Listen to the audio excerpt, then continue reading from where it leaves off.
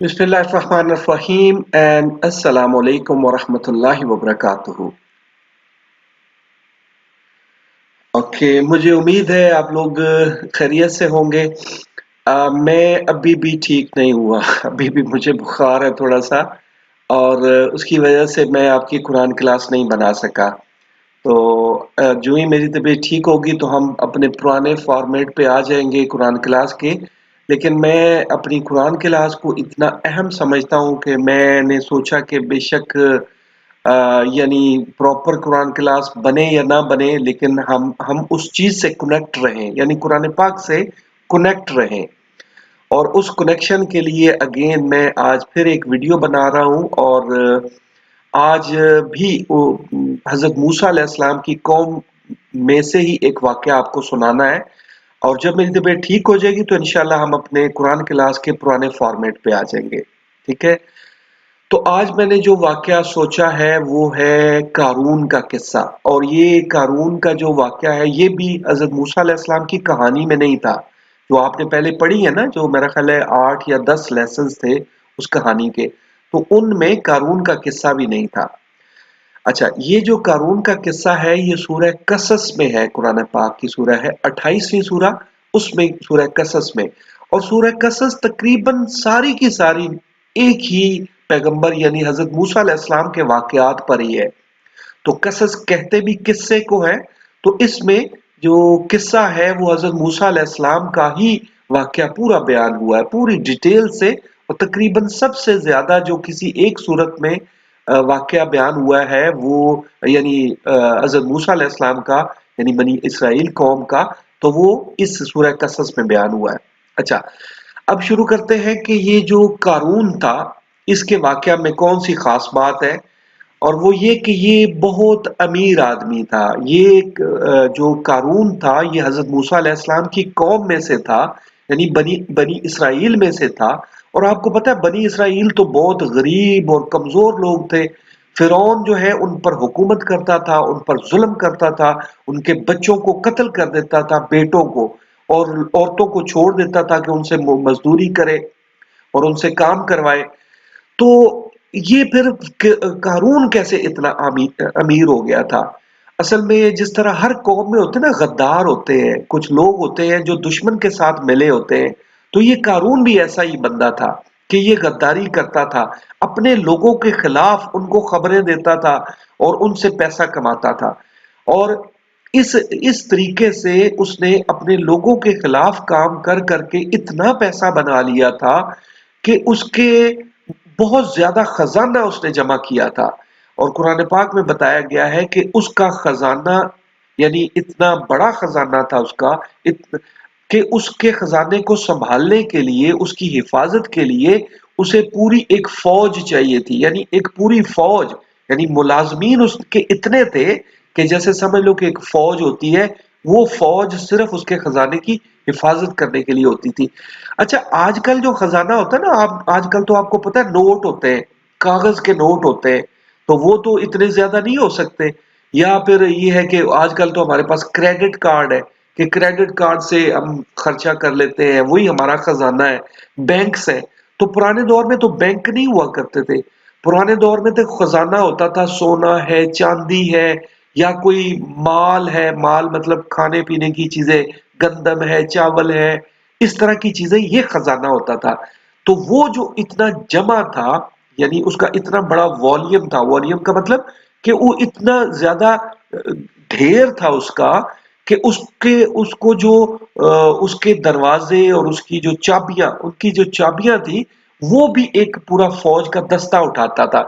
अच्छा, चाबियां जो है, अब आपको पता है कि आजकल तो ताले छोटे से होते हैं, छोटी सी चाबी लगती है। और आजकल उससे भी आगे चले जाए तो यानी ये कार्ड सिस्टम आ गया है कि दरवाजे भी कार्ड से खुलते हैं, तो इलेक्ट्रॉनिक डोर्स आ गए हैं। पहले जमाने में तो ये सब कुछ नहीं था।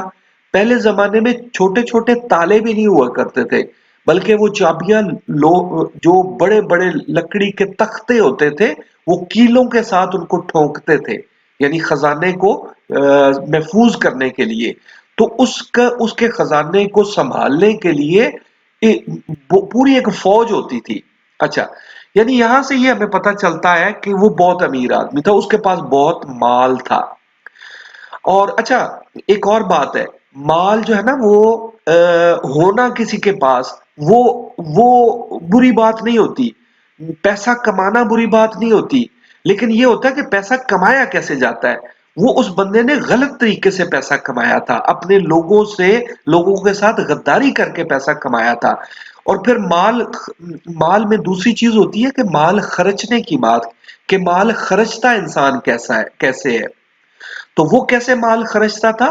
وہ جب وہ اپنی بڑائی کرتا تھا، غرور کرتا تھا، جب وہ شہر میں نکلتا تھا نا، تو ایسے سمجھ لو کہ پوری شان و شوکت کے ساتھ نکلتا تھا، اور جو لوگ مطلب ناسمجھ لوگ تھے، جاہل لوگ تھے، وہ اس کی شان و شوکت دیکھ کر بڑے متاثر ہوتے تھے اور وہ حسرت کرتے تھے کہ کاش بھی ہم قارون کی طرح ہمارے پاس بھی خزانہ ہوتا۔ لیکن جو عقل مند لوگ تھے، جو سمجھدار لوگ تھے، وہ اسے سمجھاتے تھے، اس قارون کو سمجھاتے تھے کہ دیکھو اللہ تعالیٰ نے تمہیں اتنا مال دیا ہے، تمہیں خزانہ دیا ہے، تو تم اپنے اس خزانے سے اللہ رب العزت کی خوشنودی حاصل کرو، اللہ رب العزت کی رضا حاصل کرو۔ تم اپنے اس مال سے لوگوں کے سامنے اس طرح اتراتے نہ پھرو، اتنا غرور نہ کرو۔ لیکن وہ نہیں سمجھتا تھا، بلکہ وہ الٹا یہ کہتا تھا کہ یہ مال مجھے رب نے نہیں دیا، یہ مال میں نے اپنی عقل سے کمایا ہے، اپنے علم سے کمایا، اپنی ذہانت سے، اپنی طاقت سے کمایا ہے۔ اچھا اچھا، آج کل بھی بہت سارے لوگ اس طرح کے ہیں۔ آج کل بھی ایسے بہت سارے لوگ ہیں جو سمجھتے ہیں کہ یہ جو مال ہے یہ ہم نے کمایا ہے۔ کوئی سمجھ لیجئے کوئی بڑا ڈاکٹر ہے، وہ بڑا مالدار ہے، پیسے کما رہا ہے، کوئی انجینئر ہے، کوئی بڑا بزنس مین ہے، تو وہ کہے گا کہ میں نے پڑھائی کی، میں نے کلاسیں پاس کی، میں نے ٹیسٹ پاس کیا، اور میں نے اب اپنی کمائی کر رہا ہوں، میں کما رہا ہوں۔ تو اس سے بندہ پوچھے کہ یہ تم نے کس طرح کمایا؟ اگر تمہیں رب صحت ہی نہ دیتا، یہ جو صحت ہے، اب دیکھو نا، میں بیمار ہو گیا ہوں تو میں پورا کام نہیں کر پا رہا، یعنی آپ کی قرآن کلاس نہیں بنا پا رہا، تو صحت تو پہلی چیز ہے کوئی بھی کام کرنے کے لیے۔ کہ ایسے لوگ جو سوچتے ہیں کہ میں نے مال کمایا، میں نے خود پیسہ کمایا، ان کو یہ تو سمجھنا چاہیے، یہ تو سوچنا چاہیے کہ اگر رب تمہیں صحت ہی نہ دیتا، رب تمہیں آنکھیں ہی نہ دیتا، رب تمہیں زندگی نہ دیتا، تو تم بیمار پڑے رہتے، تو پھر تم کیسے مال کماتے؟ تو مال کمانے میں، مال کے ہونے میں سب سے بڑی بات، اور اس قارون کے قصے میں ہمارے لیے سمجھنے والی بات یہ ہے کہ جو مال بھی ہم کماتے ہیں وہ ہم اپنی طاقت سے نہیں کماتے، اپنی ہمت سے، اپنی صلاحیت سے نہیں کماتے، بلکہ مال ہمیشہ اللہ رب العزت کی رحمت سے آتا ہے۔ پیسے جو ہمارے پاس، جو خزانہ ہمارے پاس، جو بھی چیز ہمیں ملتی ہے، وہ رب کی رحمت سے ملتی ہے، رب کے اذن سے ملتی ہے، یعنی رب کی اجازت سے ملتی ہے۔ یہ ہو نہیں سکتا کہ ہم رب کے حکم کے بغیر ہم مال کما لیں۔ تو یہ ایک غلطی وہ یہ کرتا تھا، اور دوسری غلطی یہ کرتا تھا کہ جو مال خرچتا تھا وہ غلط طریقے سے خرچتا تھا۔ دیکھیں، پہلے بھی میں نے بتایا کہ مال کا ہونا، پیسے کا ہونا یا دولت مند ہونا بری بات نہیں ہے۔ نبی پاک صلی اللہ علیہ وسلم کے صحابہ کرام جو تھے، ان میں حضرت عثمان غنی رضی اللہ تعالیٰ عنہ بہت امیر تھے، آج کل کے حساب سے ملینئر تھے، بڑے لکھ پتی، کروڑ پتی تھے، لیکن وہ کیا تھے؟ بہت سخی تھے، ان کو عثمان غنی کہا جاتا ہے۔ تو وہ بہت زیادہ سخی تھے، غنی تھے، لوگوں کی مدد کرتے تھے۔ ایک دفعہ مکہ میں، مدینہ میں ایک دفعہ قحط کی سچویشن آ گئی، کھانا پینا لوگوں کے پاس کم ہو گیا، تو حضرت عثمان غنی رضی اللہ تعالیٰ عنہ نے 200 اونٹ جو غلے سے بھرے ہوئے تھے، جو کھانے پینے کی چیزوں سے بھرے ہوئے تھے، 200 اونٹ مدینہ میں لائے اور سب لوگوں کو تقسیم کر دیے، مفت میں تقسیم کر دیے۔ تو پیسہ ہونا بری بات نہیں ہے۔ اچھا، ایک اور صحابی تھے حضرت عبد الرحمن بن عوف، یہ دونوں صحابیوں کا نام آپ نے یاد رکھنا ہے کہ یہ بہت امیر لوگ تھے، لیکن یہ اپنے پیسے سے نیکیاں کرتے تھے، نیکیاں کماتے تھے، رب کی رضا حاصل کرتے تھے۔ تو پیسہ بری چیز نہیں ہے، پیسہ کمانا بری چیز نہیں ہے، لیکن نمبر ون، پیسہ کمایا صحیح طریقے سے جائے۔ قارون کیا کرتا تھا؟ اپنے لوگوں سے بغاوت کرتا تھا، اپنے لوگوں کو بیچ کر، سمجھ لو کہ وہ فرعونیوں سے پیسے لیتا تھا، فرعونیوں سے جو ہے وہ مال کماتا تھا اپنے لوگوں کے خلاف کام کر کے. یہ غلط ہے. پیسہ کمانا حلال طریقے سے کمانا ہوتا ہے. اور دوسرا کہ وہ پیسے خرچتا کیسے تھا. وہ اپنے جو پیسے سے شو مارتا تھا، غرور کرتا تھا.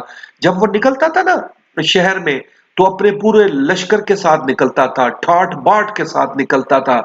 تو لوگ سمجھتے تھے کہ یہ ایک بہت، یعنی لوگ اس کی پوزیشن کی جو ہے نا وہ حسرت کرتے تھے، چاہتے تھے کہ ہم بھی ایسے بن جائیں.